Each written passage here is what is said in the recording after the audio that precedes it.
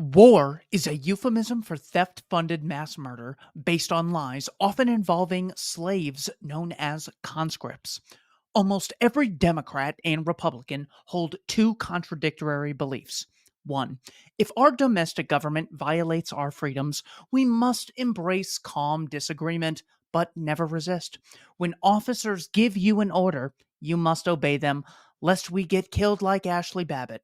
Two, when any foreign politician potentially or hypothetically violates your freedom, you must go to war and advocate the mass murder of civilians.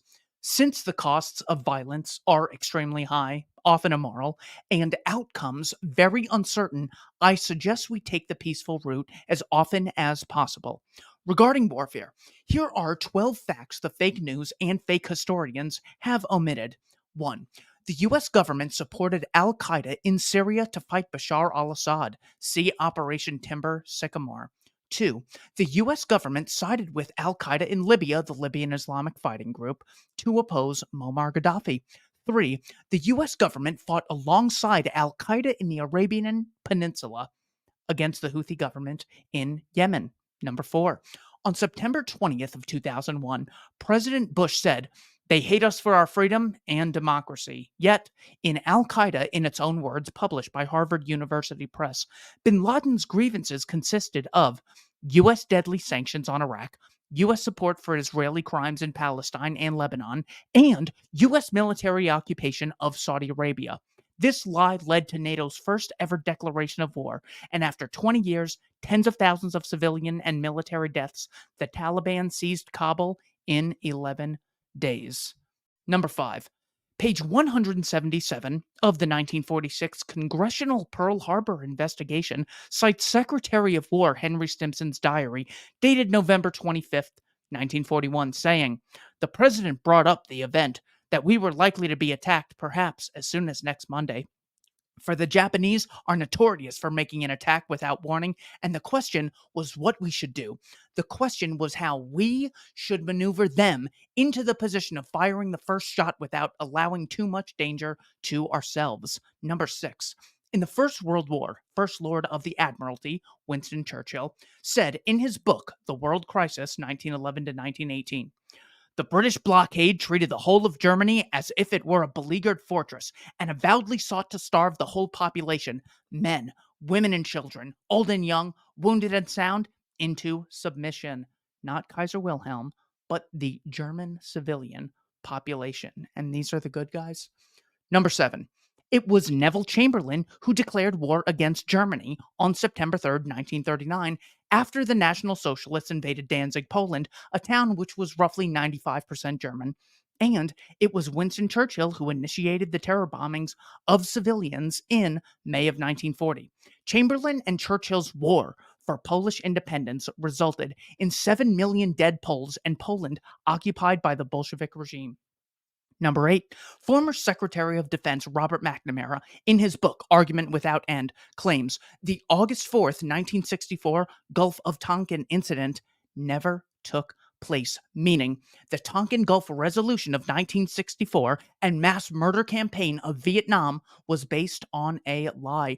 This resolution passed the U.S. Senate 88 votes to 2 and passed the House 416 votes to 0. Number 9. Vice President said on Meet the Press, "It's been pretty well confirmed that he, Muhammad Atta, did go to Prague and he did meet with a senior official of the Iraqi intelligence service." Fake news. Number 10. We're told that we must bear the costs of hundreds of thousands of lives in Ukraine for the benefit of democracy. Yet, Zelensky did not hold his March 31st election of this year. His military bombed NATO ally Poland on November 15th of 2022. He conscripts enslaves men to fight in his war just so he could stay on the throne in Kiev. Number 11. The real aim behind our current Russia policy is the Pentagon's February 1992 Defense Planning Guidance draft stating, "Our first objective is to prevent the reemergence of a new rival. We must maintain the mechanisms for deterring potential competitors from even aspiring to a larger regional or global role."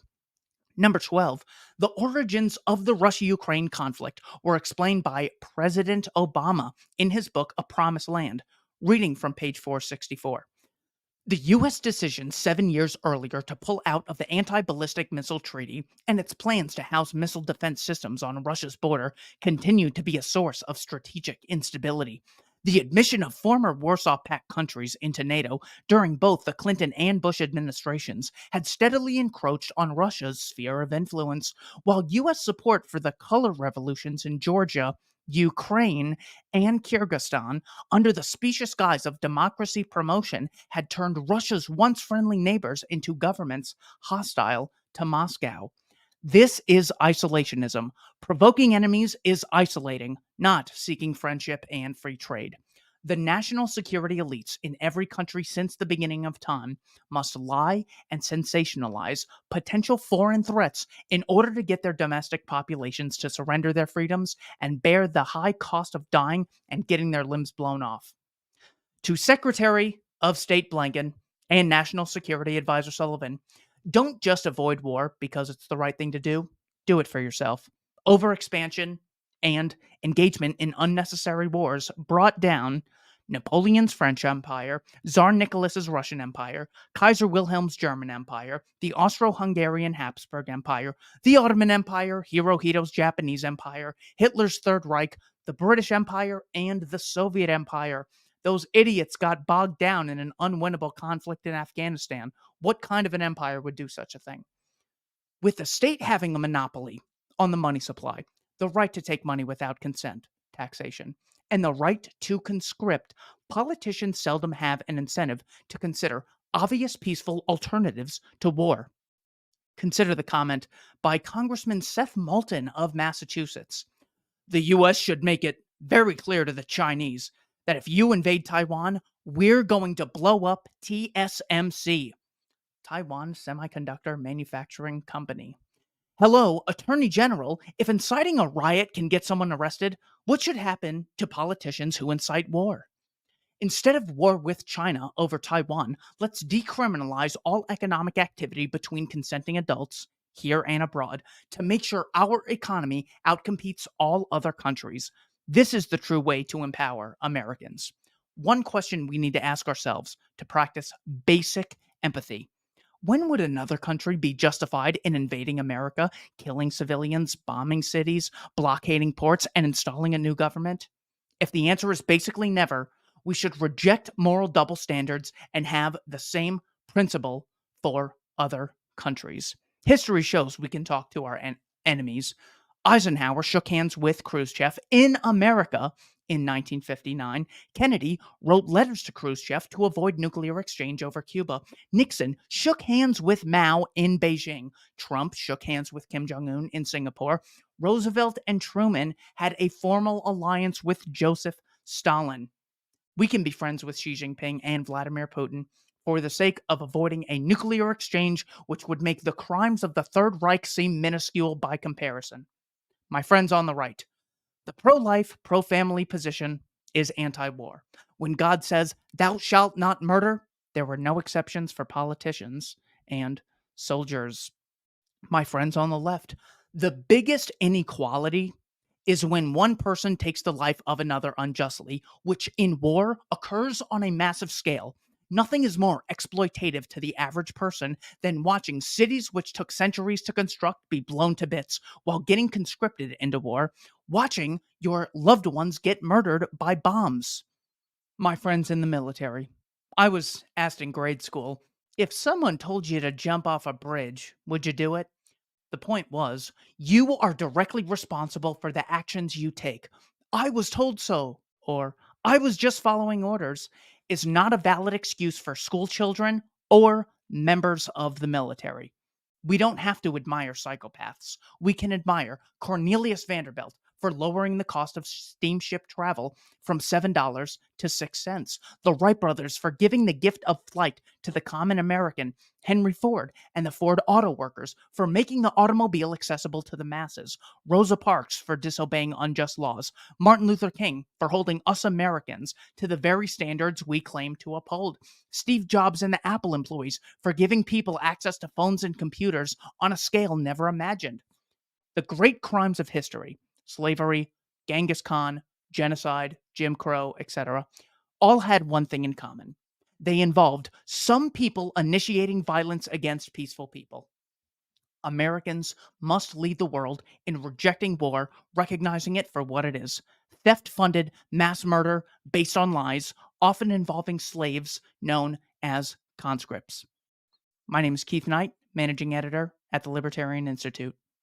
Throughout the Biden administration, it has appeared that on a near daily basis, we are moving step by step closer to World War III. Biden has escalated world conflicts on several stages, including in the Indo-Pacific, the Middle East, and most notably in Ukraine, where he has backed a proxy war against Russia that has resulted in hundreds of thousands of deaths.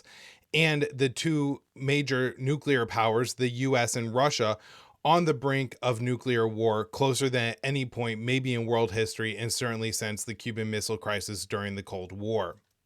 Biden has done this step by step and, very incrementally. Starting at the very beginning of his administration, he began treating Ukraine as a de facto member of the NATO alliance, holding major war games of the alliance inside Ukrainian territory, and severely upsetting the Kremlin.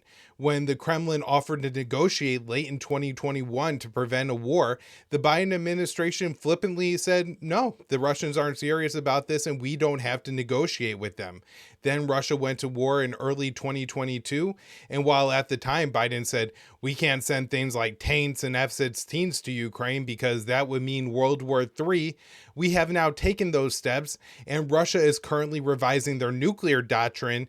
So to give the Kremlin the ability to use nuclear weapons in response to long-range attacks in Ukraine or Russia or other incursions by Ukraine and its Western backers into Russian territory.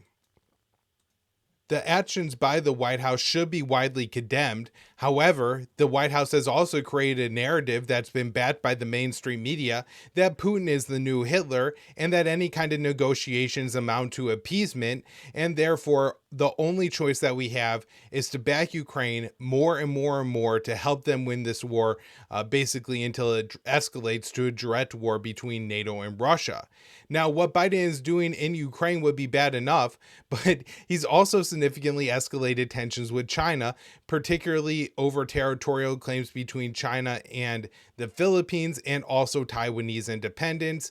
Biden has moved the U.S. away from the one China policy that has dominated the U.S.-China relationship over the past 4 decades. This policy said that the U.S. would not agree to defend Taiwan because that would embolden the Taiwanese in their independence claims, but also said that they wouldn't not defend Taiwan, that way to deter China from invading the island. The One China policy also said that the U.S. would limit high-level meetings between U.S. and Taiwanese officials, and additionally, the U.S. would not provide military aid to Taiwan. All of that has happened under the Biden administration and has significantly escalated tensions. Additionally, the Biden administration has picked a bunch of reefs out in the middle of the South China Sea that are disputed between the Philippines and China. Now, the U.S. says this is important for shipping lanes, but in reality, the U.S. is just concerned that China is going to build some military bases on these little reefs, and we don't want that to happen because we want to be able to build our military bases on those reefs. And so we're backing the Philippines' claims and actually claiming that the 1950 Philippines-U.S. Mutual Defense Pact means that if China and the Philippines go to war over any of these reefs in the South China Sea, that the U.S. will join the war on the Philippines' behalf. And last up, of course, we have the Middle East, where what is happening in Gaza is probably the worst thing that Biden has done during his administration, supporting a genocidal campaign there. However, Israel picking on the Palestinians who are under their control really isn't a risk to start World War III. However, Biden has backed Netanyahu's belligerence so much that Netanyahu is now looking to start a war with Lebanon that is sure to bring in Iran and the US and create a major regional war that could certainly turn worldwide if China or Russia decide to enter the war on behalf of Iran and, I guess, the larger axis of resistance. So the world is at a very perilous moment here, and it would hope that there would maybe be a presidential candidate that would really offer a change. However, it does not seem that we're going to have that. Harris is basically signing off on the Biden policy, and Trump really hasn't offered many different alternatives. In fact, most of the time his policy says that he's going to be tougher, at least when it comes to Iran and China. We live in dangerous times. Two nuclear-armed powers are facing off against each other in Ukraine, with US-supplied weapons being used against Russian forces, in a war taking place in the context of US government provocations, including the broken promise not to expand NATO eastward after the collapse of the Soviet Union and the US-backed coup in Ukraine in 2014. Israel has been perpetrating a genocide in Gaza while the world watches, which risks destabilizing the entire Middle East, with the Houthis in Yemen attacking ships in the Red Sea linked to Israel or the Western countries supporting the devastation of Gaza and massacring of Palestinian civilians, the assassination by Israel of senior Iranian military officers in Syria, Israel's assassination of Hamas leader Ismail Haniyeh in Iran, and now Israel's detonation of booby-trapped pagers and walkie-talkies to target Hezbollah members in Lebanon, accompanied by more cross-border strikes on both sides.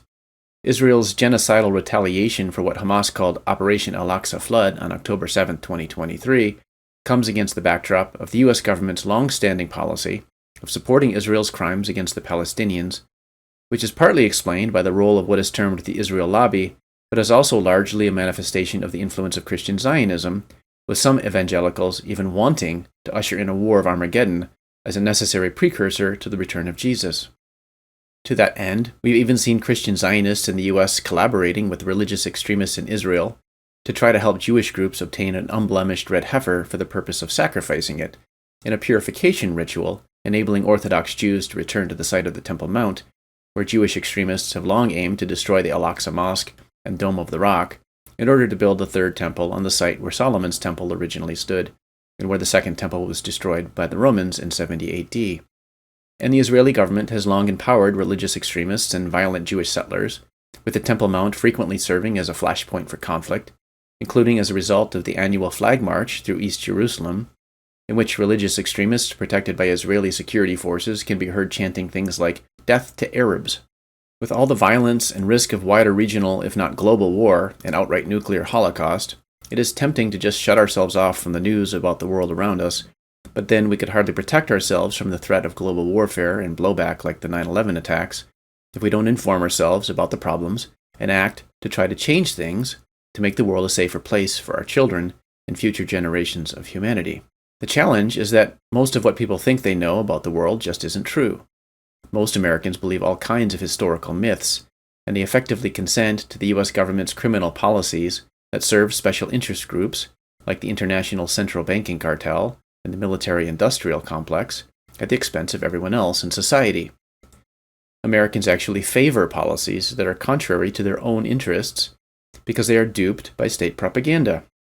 The government incessantly lies to us, and the mainstream media effectively do policy advocacy instead of journalism, serving the state by fulfilling the propaganda function of manufacturing consent for the evil deeds of the criminal organization in Washington, D.C. And to ensure that the public discourse consists of only regime-approved messages, the Democratic establishment is now openly advocating censorship, with the Biden administration throughout the COVID-19 pandemic having secretly colluded and pressured social media companies like Facebook and Twitter to block factually accurate information, correcting government-approved disinformation, which propaganda was aimed at convincing Americans that the regime's incredibly harmful authoritarianism was really in all of our best interests.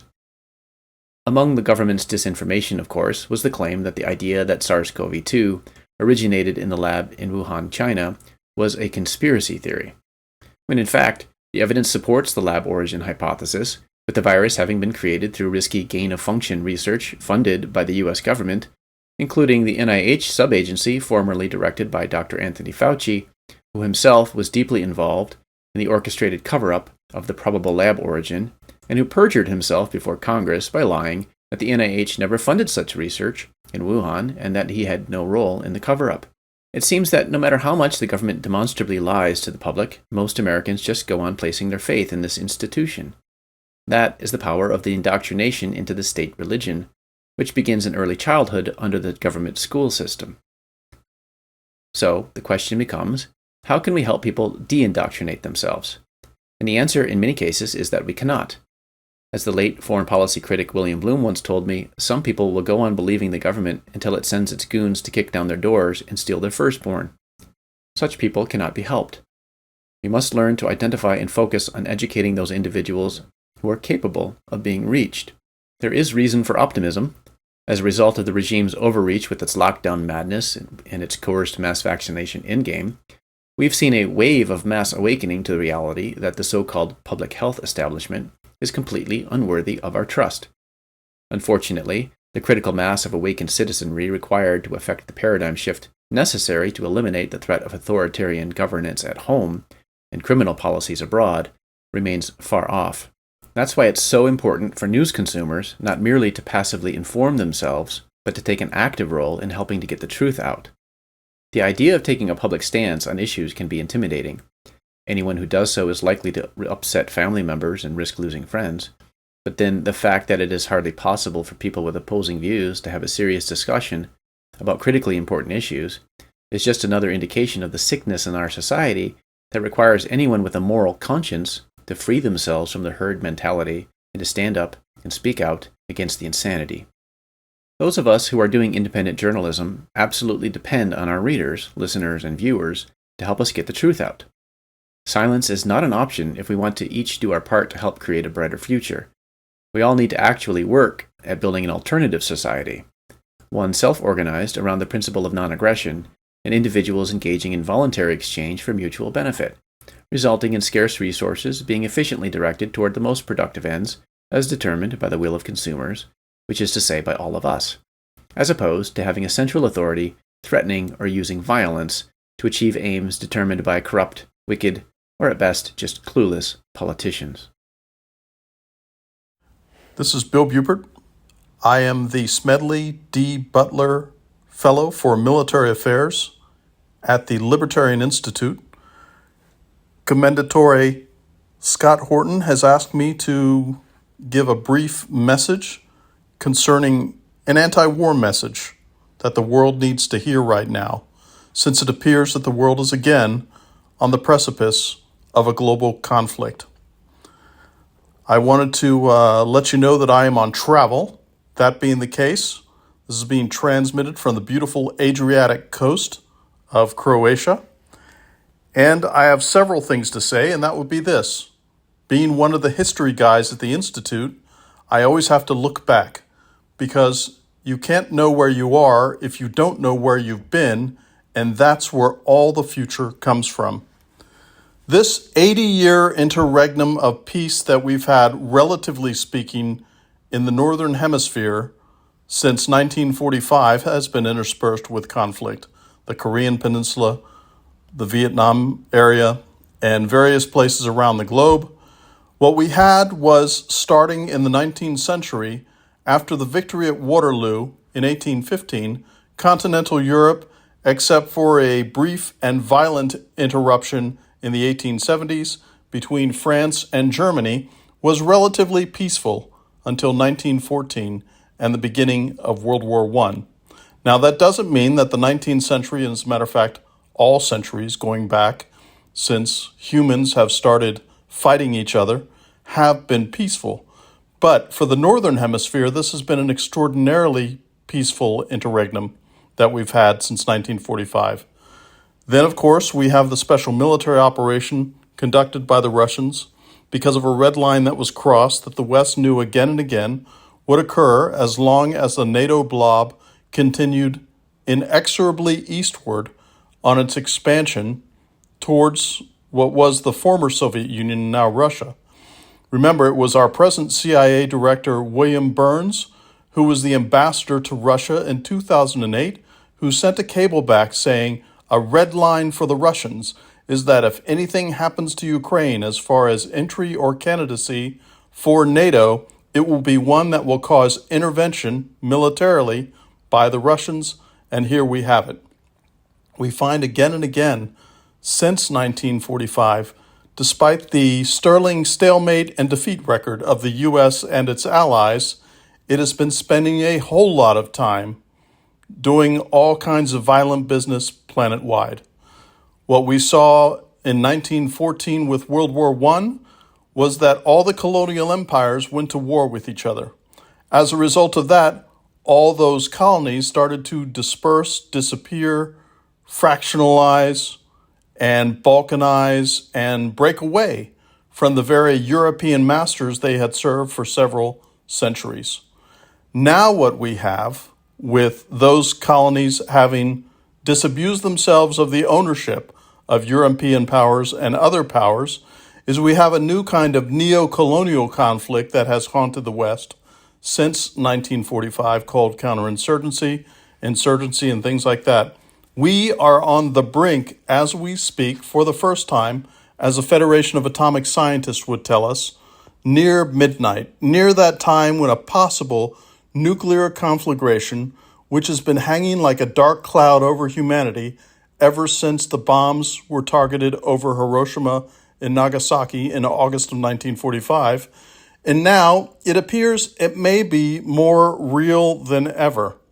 So what is to be done? Well, some of the things that we have to do is we cannot ignore war, because war is always going to be with us, and it will always be with us well into humanity's future. There's no getting around that. What you will notice is that for the near $1 trillion budget that the U.S. spends annually on defense and, of course, DOE projects for nuclear weapons and systems and things like that, sort of rounded up to $1 trillion from the $860 billion recent NDAA that was issued by Congress in order to fund the Pentagon. As I penned in a recent article on the blog at the Institute, you will note that we have 44 mid-course interceptors for IRBMs and ICBMs. I say that again, 44, for any incoming nuclear munitions that reach their apogee and come in at hypervelocity speeds to impact the U.S. proper, its territories, and such. Now, I would call your attention to that blog to get the technical peculiarities of that and why it may take more than one launch to intercept those. But what it means is that the Department of Defense, for the longest time, has not spent hardly any money at all on defending the homeland proper.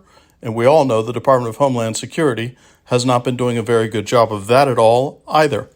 What is to be done? Well, what's to be done is America has to become more defensive. It has to become less violent planet-wide, and you need to fire all flag officers at the Pentagon.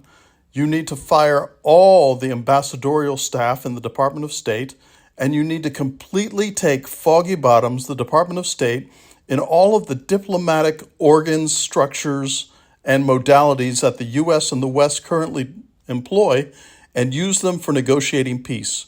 Use them for de-escalation. Use them for making the planet a safer way instead of saber-rattling at all times as a means to exert power over the planet.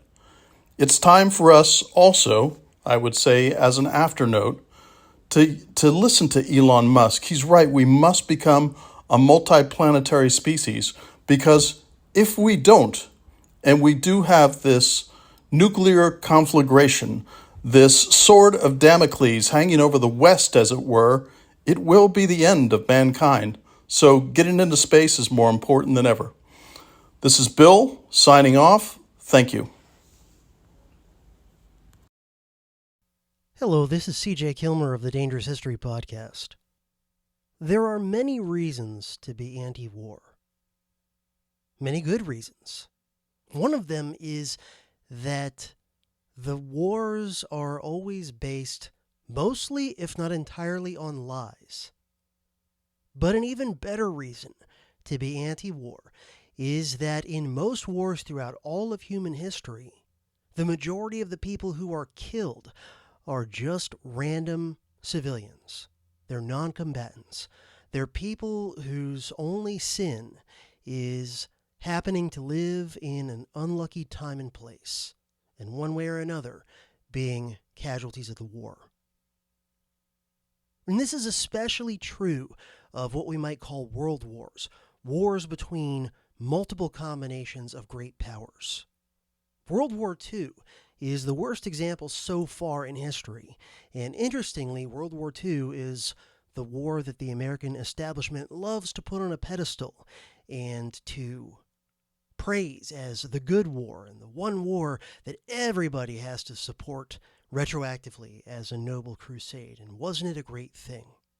The reality is that World War II was an unmitigated disaster and bloodbath. And as with all wars, well, I should say almost all wars in human history, but even more so, the vast majority of the people who died in World War II were civilians. Now, Americans are largely blind to this, and that's mostly because World War II really didn't touch the United States directly that much at all. Not on the level that it did, say, touch people in the Soviet Union, China, Germany, Poland, Japan, or even France or Britain. A tiny percentage of the military deaths in World War II were American. That's the truth. So we'll never have really hard, reliable numbers on the death tolls of World War II because, as you might expect, when entire cities are getting firebombed into rubble and things like that, sometimes the best records aren't always kept. And even if they are, they might get hit by, an incendiary bomb next week or something. So there'll never be 100% accurate, foolproof numbers about World War II deaths. But in World War II, the United States lost approximately 300,000 military personnel. Now, that might sound like a lot. It's, 5 Vietnams as far as American casualties are concerned. But the Soviets, by contrast, lost at least about 13 million soldiers in World War II. So that's 40 times as many? Germany lost over 3 million soldiers in World War II. Japan lost at least 1.5 million soldiers in World War II. Even Poland lost 850,000, so almost 3 times as many soldiers as the United States lost in World War II. China, a country whose participation in World War II most Americans are almost entirely ignorant of. China lost over 1.3 million soldiers in World War II, which, is over 4 times as many soldiers as the U.S. lost. So even when it comes to military deaths, the United States really doesn't have anything anywhere close to what most of the other major contenders in World War II experienced in military deaths. And in civilian deaths, the imbalance is even more ridiculous because statistically, the United States lost almost no civilians in World War II. Yes, there were a very small number who were killed in the Pearl Harbor attacks, but the reality is that the vast majority of those killed in the Pearl Harbor attacks by Japan were military personnel because those were military facilities that were being attacked. And other than that, and if I recall, maybe a handful of American civilians might have been killed in the brief Japanese occupation of the Aleutian Islands in Alaska, and, small numbers of Americans killed who were sailor civilians killed on the high seas by, enemy submarines and whatever like that. But the reality is that statistically speaking, virtually none of the civilians killed in World War II were American. The overwhelming majority were from Europe and Asia. And the reality is, too, that as horrible as World War II was from the perspective of military deaths, it was even worse from the perspective of civilian deaths. So you can find lots of different figures and estimates done by people using different methodologies to try to reconstruct forensically who died as a result of World War II. And again, records were not always kept very well, and even when they were often damaged, lost, or destroyed. But common estimates for military deaths overall in World War II are approximately 15 million to perhaps as high as 25 million or so. Let's take the middle ground of that and say that that's accurate. Say 20 million is roughly what the number of military killed in World War II was. That means that of 20 million dead soldiers in World War II, only about 300,000 were Americans. But the civilian side of the death toll is much worse because the civilian dead in World War II are believed, again, depending on whose numbers you consult, to run from 30 million to perhaps as high as 60 million civilians. Okay? So these are numbers that are hard to even wrap your head around, especially if you're American. And you were, of all of the major contenders in World War II, the country that experienced by far the fewest civilian deaths, by far the fewest destruction of, your home territory and cities and infrastructure and facilities and everything like this. It's hard to wrap your head around what World War II really was, not only because most of the people who lived through it are gone by now, but also because most Americans just, our national memory has no comprehension of what it was like to live through this war and just be a random civilian in Russia or China or Germany or Poland or Japan or Yugoslavia or any of, dozens of other countries that suffered far more civilian deaths in World War II than the US did. Somewhere between 30 and 60 million civilians died in World War II. So the next time you hear some war hawk very flippantly talking about going to war with Russia and or China, keep that in mind. And, the United States, due to luck of geography and a few other things, ended up suffering, statistically speaking, very little at all from World War II. No guarantees that World War III won't see the chickens come home to roost. And keep in mind this, that there were no H-bombs for World War II. There were no H-bombs. There weren't even A-bombs until the very end, and only 2 of them were used at the very end of the war. So this death toll of civilians of 30 to 60 million was almost entirely done with conventional weapons ranging from, small arms up to incendiary bombs and basic high explosive bombs. And only a tiny percentage at the end were caused by A-bombs. And A-bombs are pop guns compared to H-bombs. H-bombs are, something like 1,000 times as powerful as an A-bomb. An H-bomb uses an A-bomb as its detonator, as its primer to start it blowing up. H-bombs don't melt steel.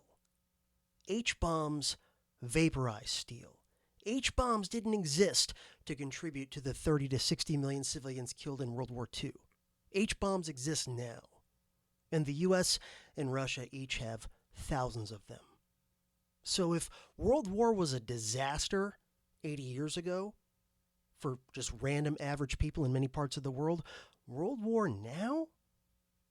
It's hard to even wrap your head around just how horrific the death toll, which again would be overwhelmingly majority civilian, would end up being.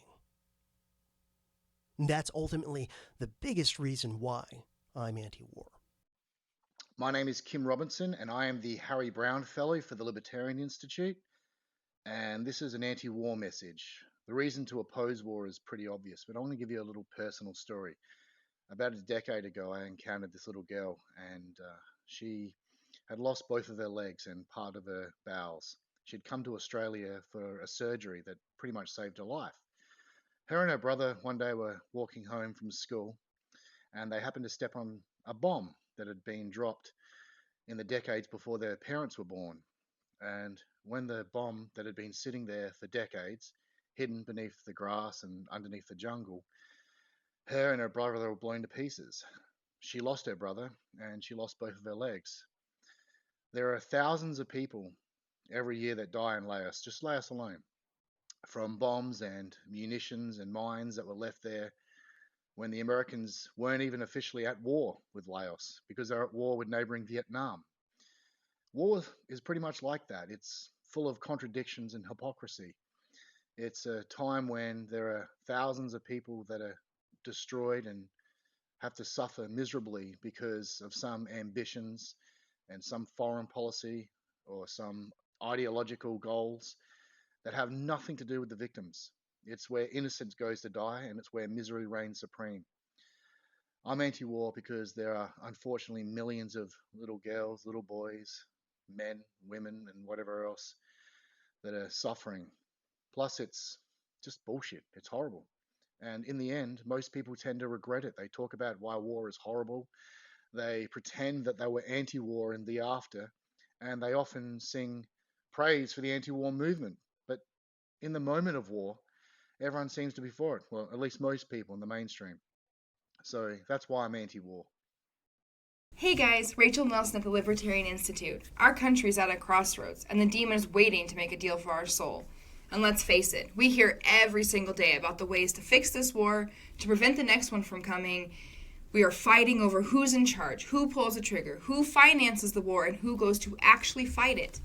There are tons of economic changes, government reforms, and completely dismantling portions of our government industrial complex that could change these things forever. We are heavily involved in many police actions, wars, and just checking things out for the betterment of the people of that country. We and our allies are the bullies.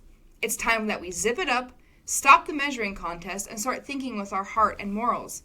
I believe we can change the trajectory of not only the high possibility of World War III, but for the entire betterment of our nation and the globe as a whole with a very simple word: respect.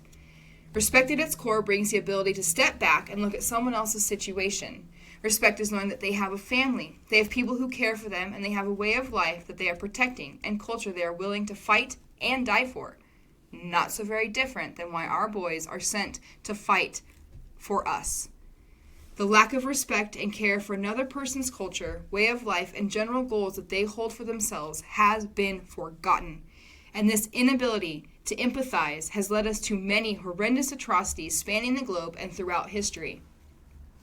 The reality is that the governments and leaders of the world are steering and driving the never-ending cogs of the war machine.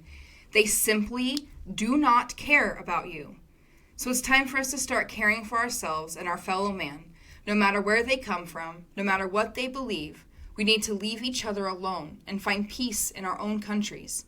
We need to bring our boys home and start focusing on the issues that we have, on our soil, and allowing the countries to focus on theirs. It's time that the bloodshed over pieces of land, oil, and a general "we just don't like you" attitude to come to an end. A simple and insane message, something as simple as it may seem, is it's time to fight hate and fear with love and peace. Let's move forward with respect and empathy. We all deserve a little grace, and we all definitely deserve peace.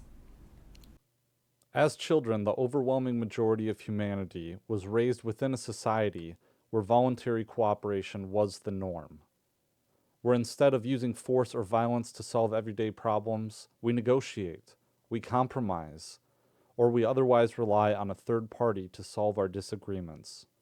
This strong moral compass sits at the very heart of civilization itself. In fact, any parent or caregiver of young children will know that this sense of justice and fair dealing comes naturally for young children. If an aggressive child takes a toy, the victim yells, "That's not fair, I had it first." If the aggressor hits them, the victim immediately knows that that was wrong. As for the children that use violence, most do so knowing it is wrong. If they do not learn to control their emotions, they find that opportunities frequently close for them. They fail to network with other children and caregivers and fall out of the normal community of society. Since mankind generally transitioned from nomadic tribesmen to form permanent communities, a realization was made that voluntary cooperation generally yielded the most prosperity for the most amount of people. For most, warfare was risky and costly. For others, however, the ones who directed the warfare, it was quite lucrative. The gains from war were privatized to these shot callers and weapon makers. The losses were socialized. For those who kill and die in war, the ones who know the true net loss, the immorality of war is self-evident. We are only just beginning to name and understand this condition, which we have termed moral injury. Moral injury is the damage done to one's conscience or moral compass when that person perpetrates, witnesses, or fails to prevent acts that transgress one's own moral beliefs, values, or ethical codes of conduct.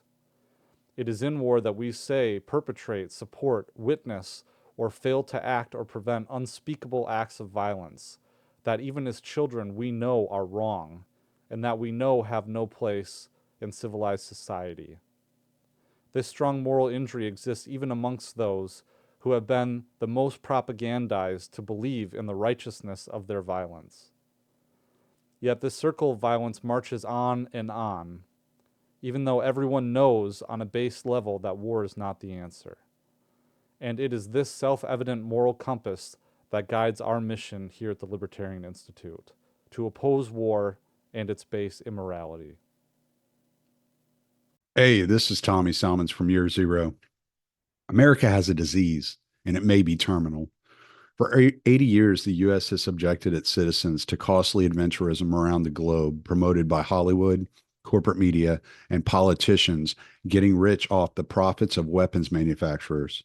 This propagandistic approach to war has led the country to romanticizing and moralizing the devastating effects of this barbaric pastime. In fact, war is anything but glorious. It's wretched loathing of peoples you've never met on behalf of power-hungry elites that use the vibrant, promising youth of tomorrow as sacrificial lambs led to slaughter for yet more wealth. Lining their pockets with blood-soaked bills while sipping martinis and gazing down among the calamity of their bravest citizens' smoldering carcasses from their ivory towers.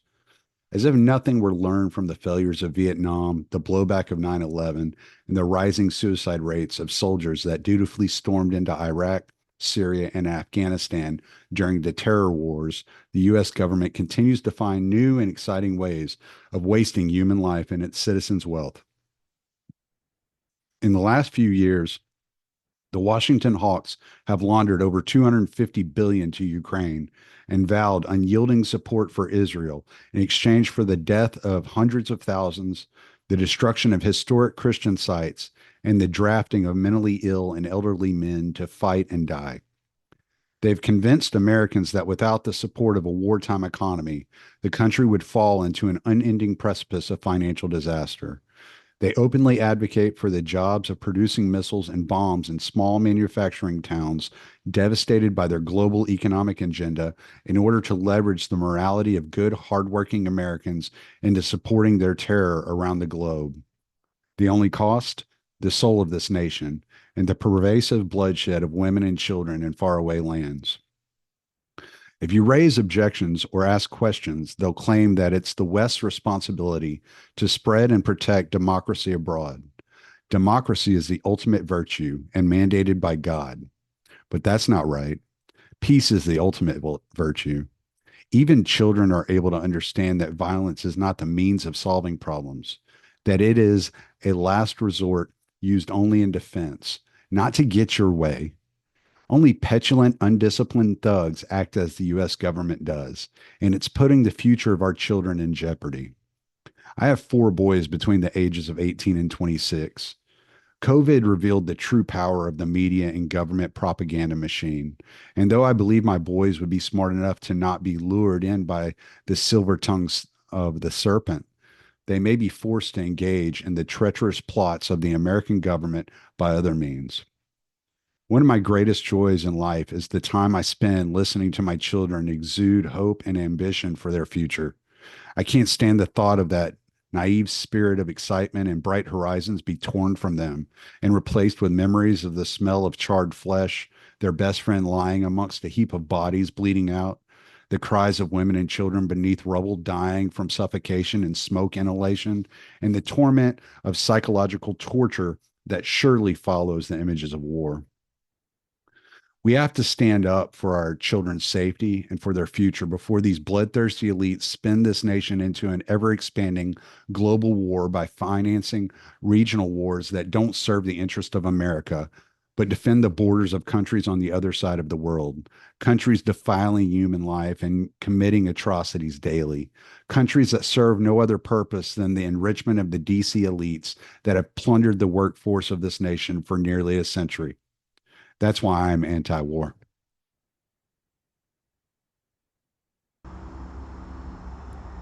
Human beings, we use a lot of metaphors to describe war.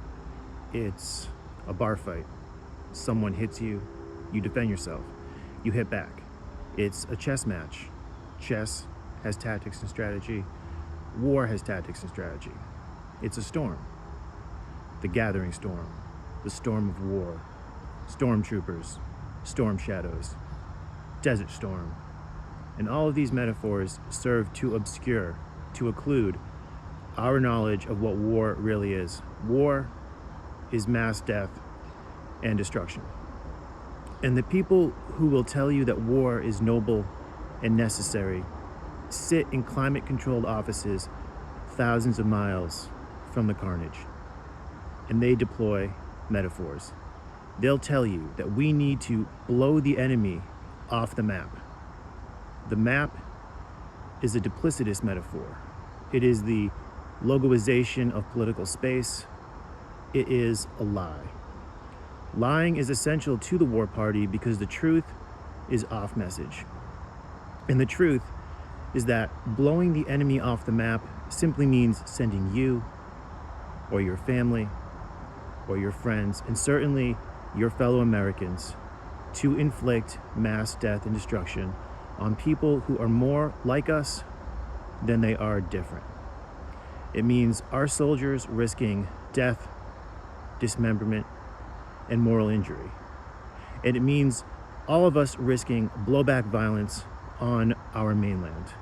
We have seen it before, and we will certainly see it again.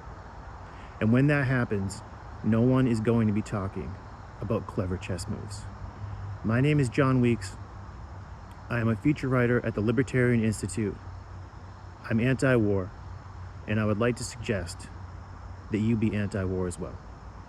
I'm Connor Freeman. I'm the assistant editor at the Libertarian Institute, and I'm the co-host of Conflicts of Interest with Kyle Anzalone, our news editor, where we bring you the worst news around the empire with 3 to 4 episodes every week.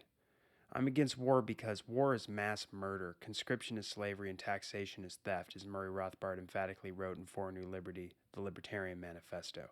I'm against war because after the definitive moment in American history for my generation, September 11, 2001, we were mercilessly lied to by our government about why the attack took place. 19 hijackers, mostly from Saudi Arabia and Egypt, had taken over our civilian airliners and launched a kamikaze mission, killing about 3,000 Americans. The regime told us that they hate us for our freedom, but that was just a lie. They knew because Osama bin Laden and Ayman al-Zawahiri had made it clear in their speeches, interviews, and Osama bin Laden's fatwas for many, many years that their war against America, which had gone on throughout the prior decade, was over the fact that the United States primarily has a empire in their region, which includes military bases on Holy Land in Saudi Arabia near Mecca and Medina. We were using those bases during the Bill Clinton administration to bomb Iraq 3 to 4 times every week and impose a sanctions regime that killed hundreds of thousands of children and other civilians. Also, the U.S. was backing Israel, providing an indispensable and unconditional military, financial, and diplomatic support for its atrocities, illegal occupations, and war crimes in Palestine and southern Lebanon. That's why we were attacked on 9/11.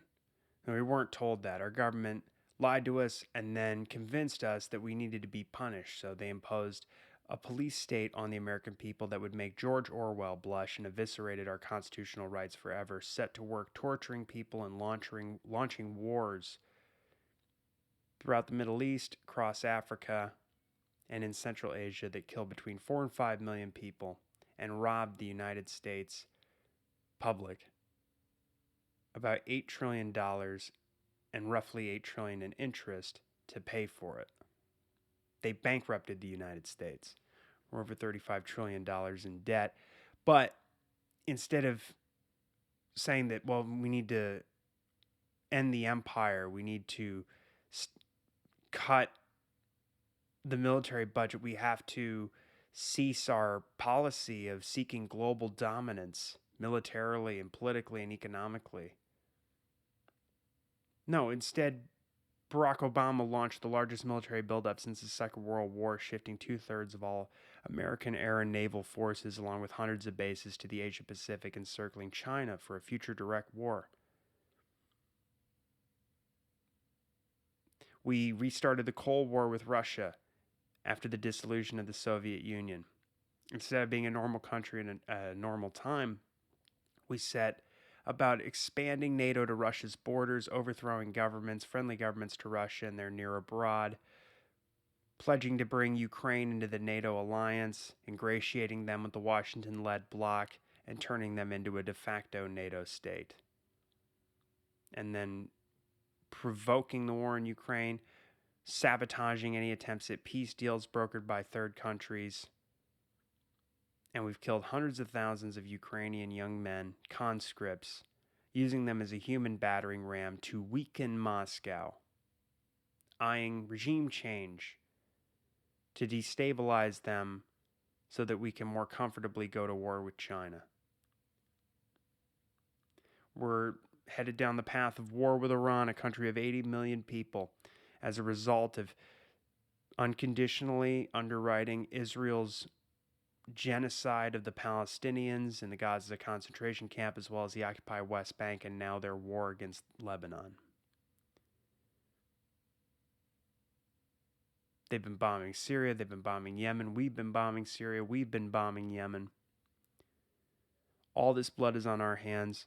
Approximately 150,000 Palestinians have been murdered, maimed, or buried under rubble in Gaza. Israel is now working to turn the West Bank and Lebanon into Gaza. We've been robbed by Washington over $20 billion to pay for this year alone. This Israeli apartheid state and its killing spree. Recently, the Gaza Health Ministry put out the lists of names of victims of this Holocaust that could be identified so far, over 34,000 people. And on that list were 710 infants who never even got the chance to have their first birthday.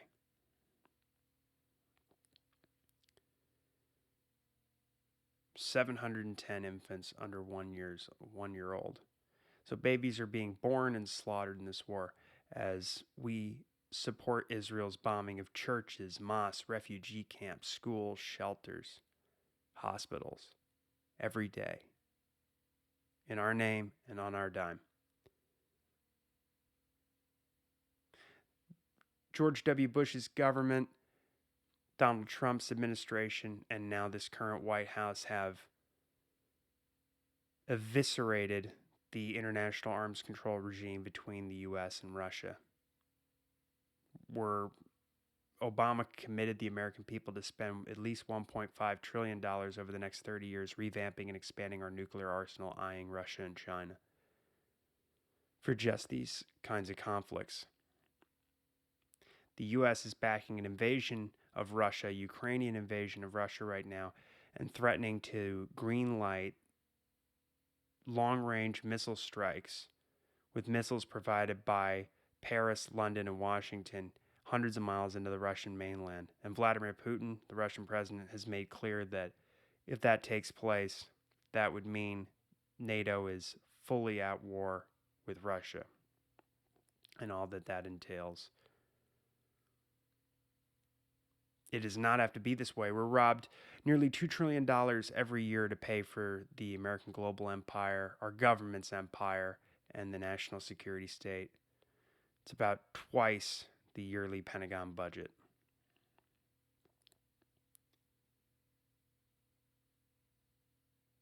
We're constantly violating American law and international law in these wars, particularly with our support to Israel. Antony Blinken lied to Congress after his own experts within his own department, the State Department and USAID, had told him that Israel was intentionally blocking U.S. aid from getting into the Gaza death camp to help those people who were having a man-made famine deliberately inflicted upon them under a full siege.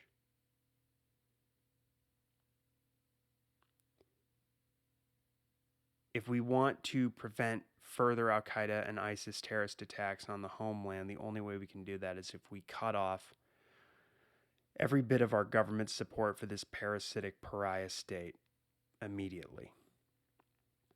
If we want to avoid nuclear war with Russia and China, we must stop Washington's Asia pivot. We have to get our troops off of Taiwan, off the island of Taiwan. We have to get our Navy out of the South China Sea. We're going to go to war with China, nuclear war with China. They have missiles and nuclear weapons that can hit continental American cities. And we're going to fight them to the death over unmanned rocks reefs and archipelagos and islands and islets in the South China Sea. That doesn't make sense. Or maybe the unmanned Senkaku Islands, which we pled to go to war with China over in the East China Sea, which are claimed by Taiwan, China, and Japan. This is how crazy the American policy is. In their pursuit of global dominance, they will think of the flimsiest of excuses to go to war with major nuclear powers, to fulfill their vision at the end of the Cold War of a unipolar world where what the United States says is the law, that our government can do whatever they want around the world, starving poor people in nations from Venezuela to North Korea, waging proxy wars inside of Russia, attempting to cripple the Chinese semiconductor industry, and preparing to launch a proxy war against them at a minimum, using Taiwan as another human battering ram, just like Ukraine. We can stop this. We can stop the extermination of the Palestinians. We can stop the coming war with China. We can stop the coming war with Iran. And we can stop the proxy war in Russia and Ukraine.